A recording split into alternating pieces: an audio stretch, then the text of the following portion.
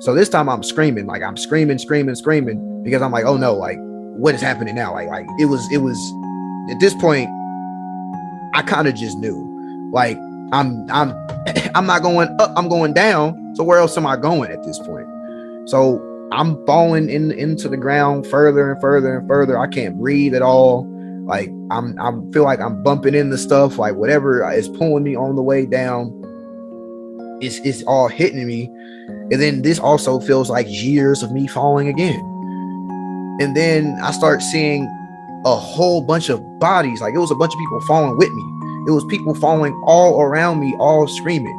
But their screams weren't, it was like my scream was the loudest scream. Like, I don't know. I can't even explain that. It's like I could hear them, but I mainly heard myself. And I see a whole bunch of like, it's just people, they look all terrified. There were so many people in there. It didn't even make sense to me.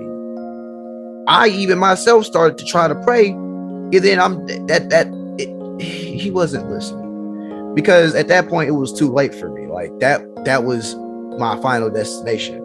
So then at that point I started seeing like these disgusting looking creatures. And then I remember I seen like, it was like,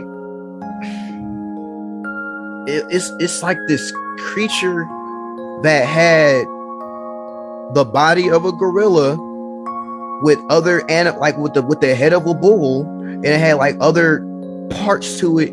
It was disgusting. And then those things, I'm assuming they were demons. They had to have been demons, because I don't know what else that could be. But they were tormenting people. Like I remember the moment I hit the ground, they surrounded me and started hurting and tormenting me. Like they could just do whatever they want down there, and there's nothing that you could do to stop them from doing it. So it's they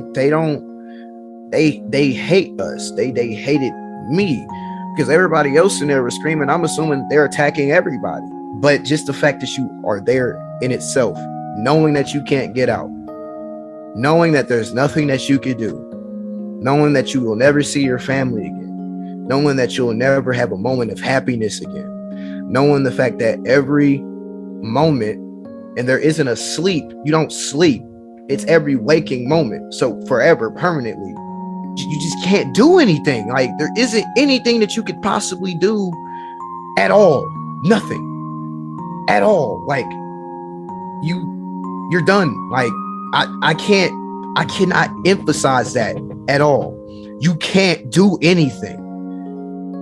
You're just there, and that's it. And the more you think about that, the worse that reality becomes, because you can't escape.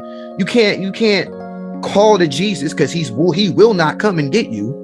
You can't call to God, because he will not come and get you. There is nothing that can save you. There is nothing that cares about you. There's nothing that loves you. Everything hates you there. Everything wants to hurt you. You just you can't.